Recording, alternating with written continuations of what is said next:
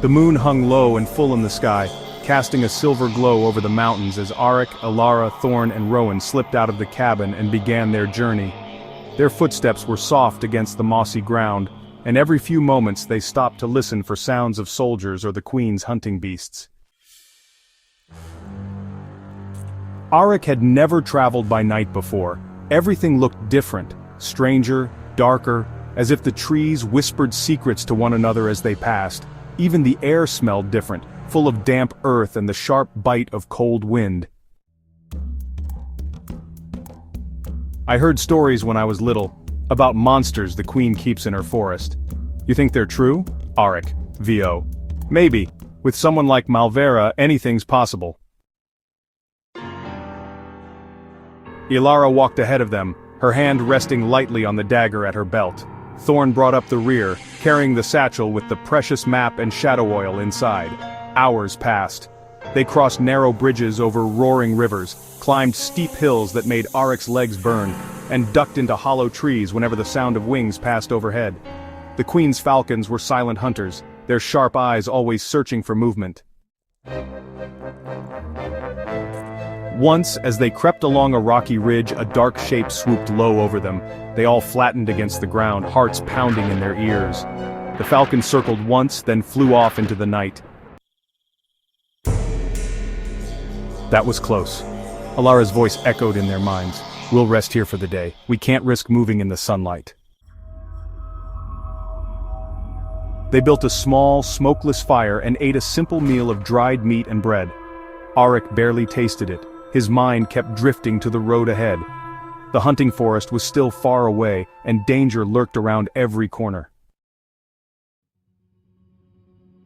You did a brave thing, speaking out against Malvera. Most would have stayed silent. Aric, VO. I couldn't. Not after what she did to my village, to my family. Someone had to say something. It takes great courage to stand up to a tyrant. But you must remember, courage is not enough. We will need wit, patience, and strength. The Queen will test every weakness you have. Later, when the fire was little more than embers, Rowan curled up and fell asleep, his head resting on his satchel. Elara sat watch, her eyes never leaving the shadows beyond the hollow. Aric lay awake, staring at the starry sky through a gap in the trees. Somewhere far ahead was the hunting forest, beneath it, the forgotten path, and beyond that, the Queen.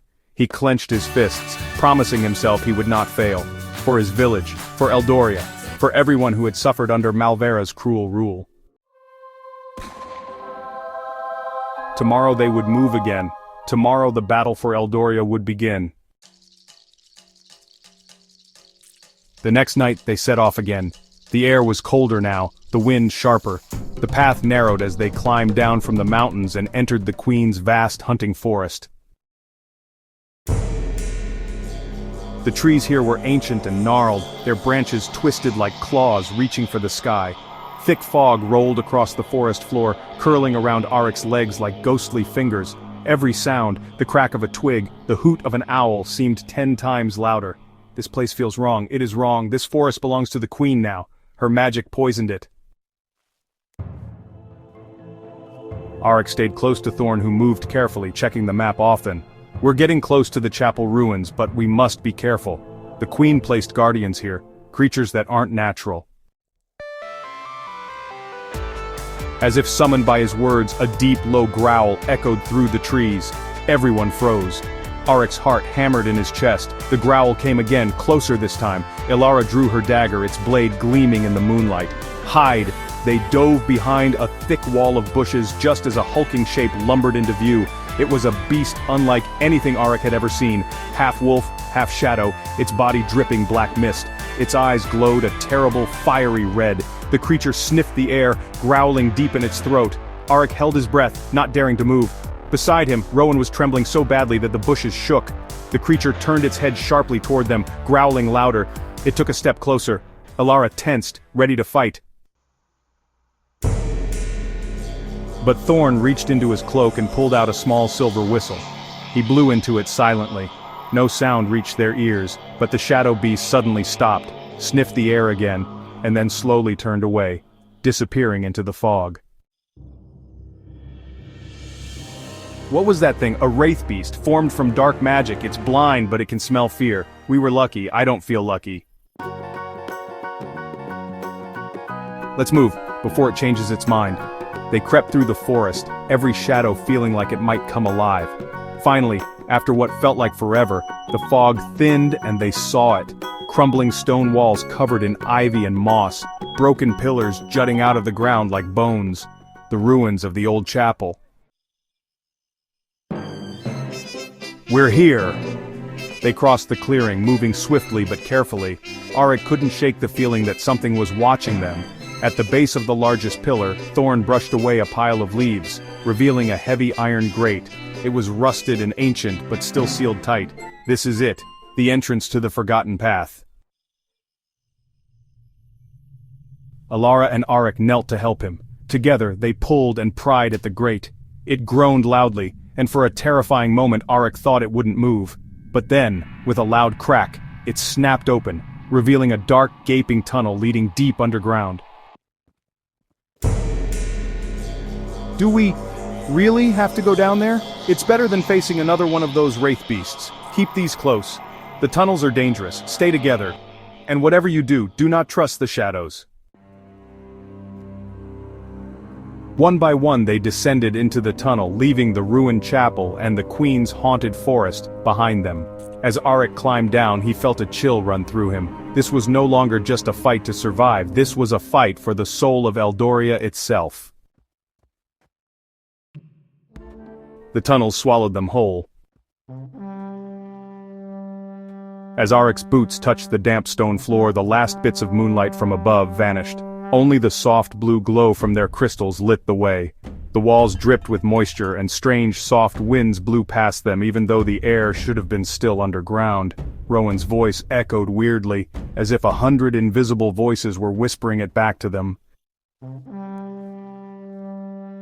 Stay close. The Forgotten Path hasn't been walked in years. It's not just tunnels down here, it's a maze of magic traps and old spirits.